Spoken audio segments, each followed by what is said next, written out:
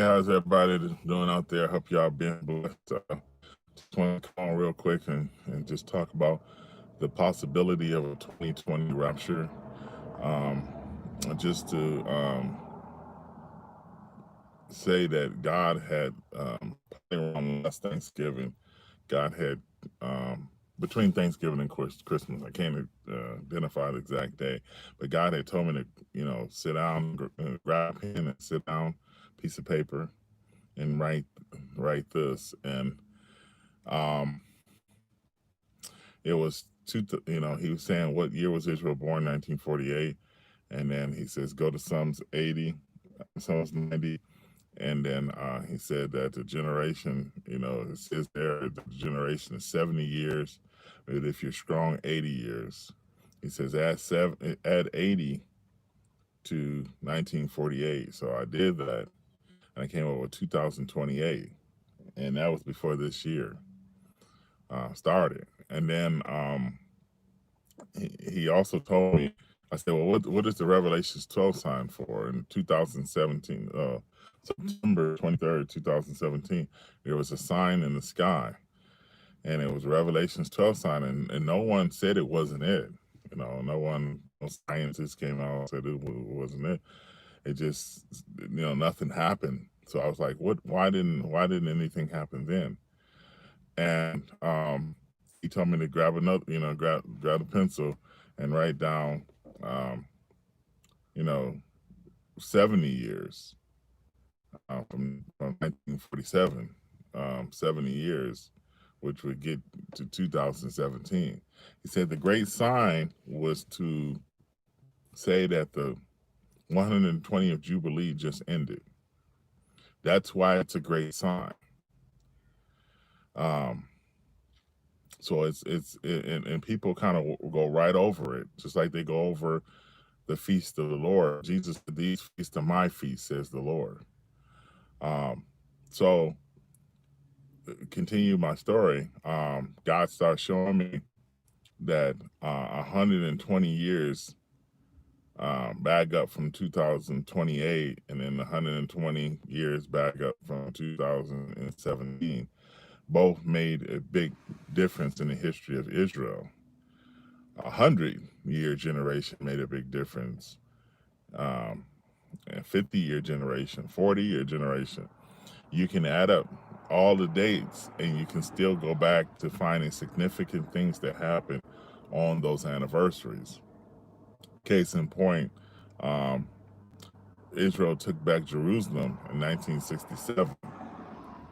Um, so, you got a 50-year anniversary, you got a 40-year anniversary.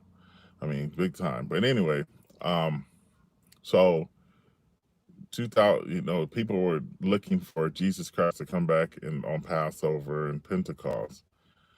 Um, well, Passover, unleavened bread, first fruit, and Pentecost were all done when Jesus first came here.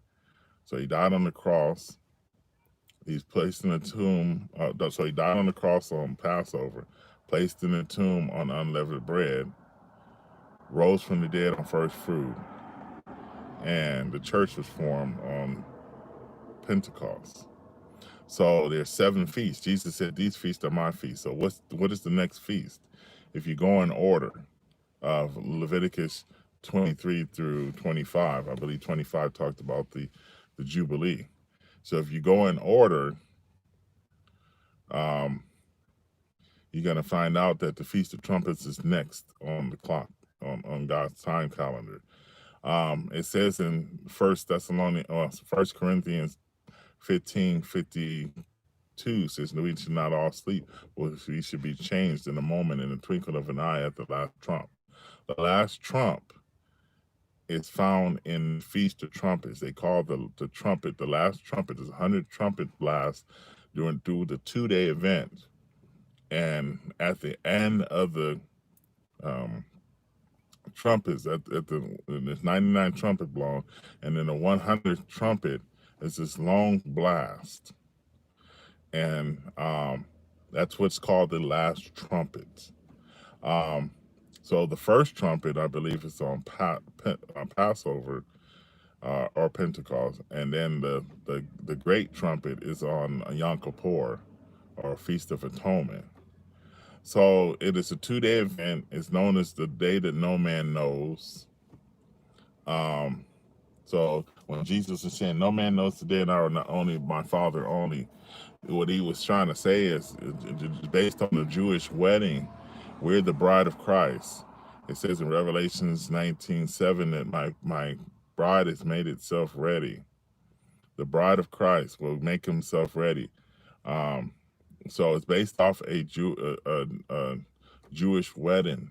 Okay, Abraham would send out Eleazar, which is his helper, to find a wife for Isaac. So he goes out and he finds a wife, and then he say, "My son wants to marry your daughter," talking to the father of the daughter. He says, "Okay, here's a dowry. So we're gonna place a down payment, and then in 2 years, I'm gonna come back and get your daughter, and my son is gonna come back and get your daughter and bring her to my house because we're going to fix up my house and put an extension on my house."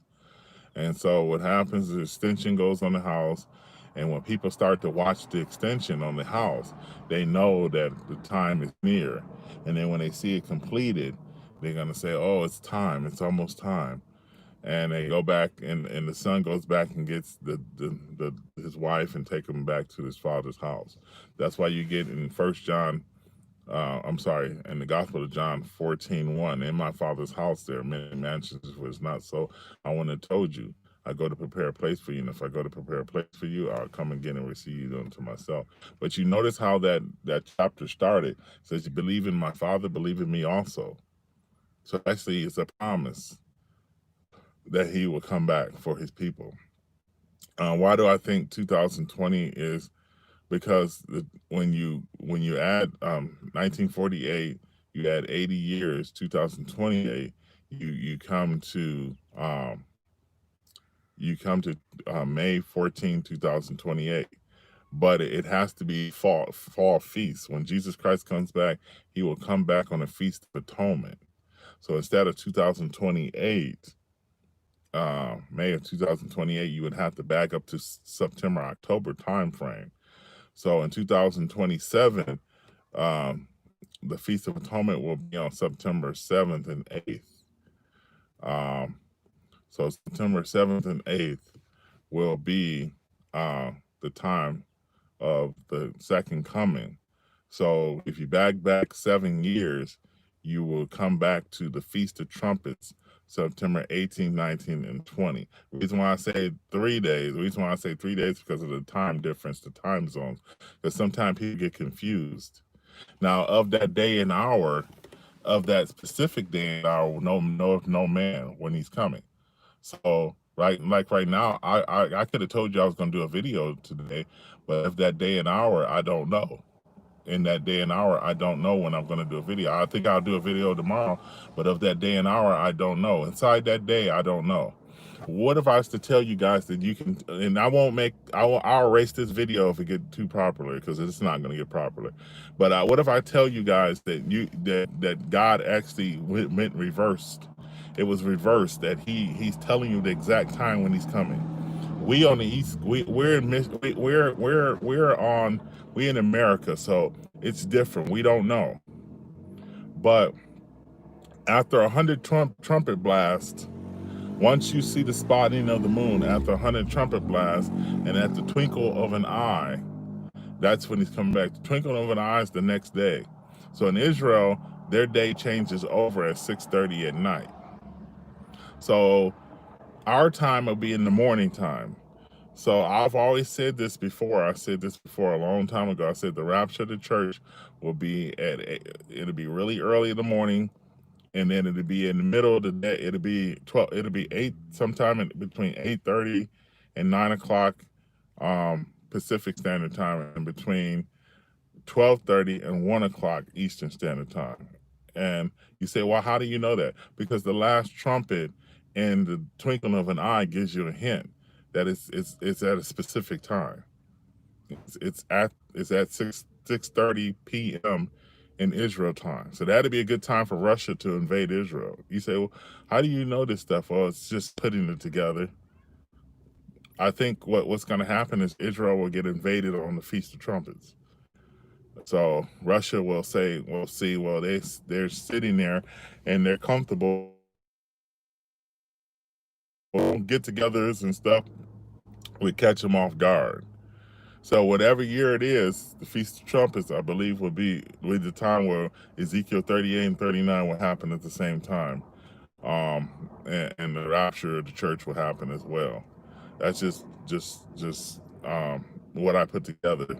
I mean, if you read enough stuff and you research enough stuff, you put stuff together and you can figure out stuff. But why is things happening right now? It's because it's the birth pains. I was able to tell my wife that when Jesus Christ does come, whatever year it is, you're going to see, based off the Jewish calendar and the Gregorian calendar, you're going to see things happen in the spring, and it's going to accelerate to the summertime, and it's going to accelerate to the fall. And that's when Jesus comes back for his church, and that's when the Antichrist is revealed. But when you see, and then I also told her that it's not going to be like scare you to death, but it's going to be like, we need somebody to put this world back together again, and who's going to do it? And the Antichrist is going to be ready to take its place. Now, if the Feast of Trumpets was the time of the rapture this year, let's just say September 18th through the September 20th, then the next day at the UN is International Peace Day. Perfect time for the Antichrist to show up. International Peace Week or International Peace, they have a conference every time at the UN. So a couple of years ago, I found out, oh, this is International Peace Day. And I said to myself, before I even looked any dates up, I said, whenever Christ returns for his church, I guarantee you International Peace Day is right after that. And surely be it, I looked it up this year, and International Peace Day, go look it up, UN International Peace Day. And it's going to say the 21st. It's the 21st of every year. Since 1990, it used to be on, in 2001, it used to be on September 11th. Then after September 11th, they moved it to the 21st.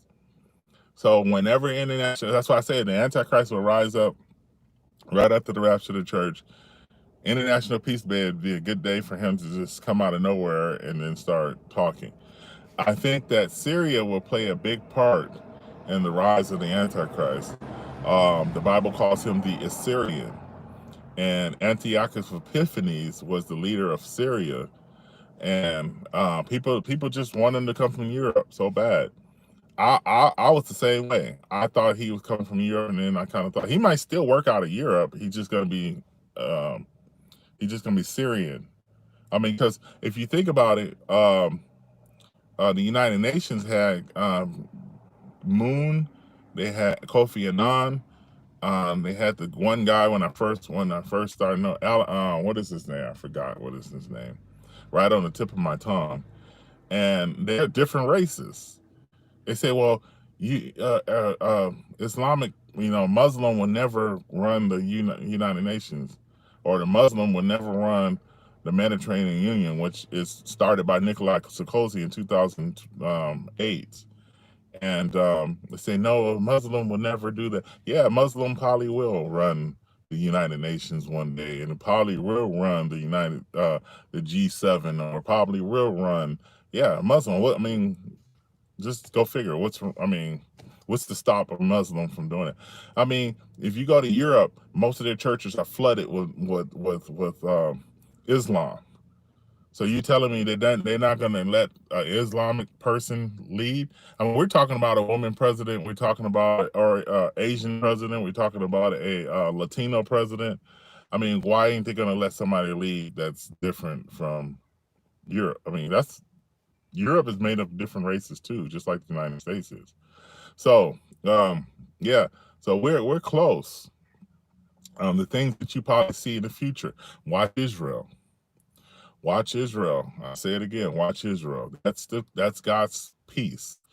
Earthquakes are intensifying. War is intensifying. Famine scares me to death, but it's intensifying.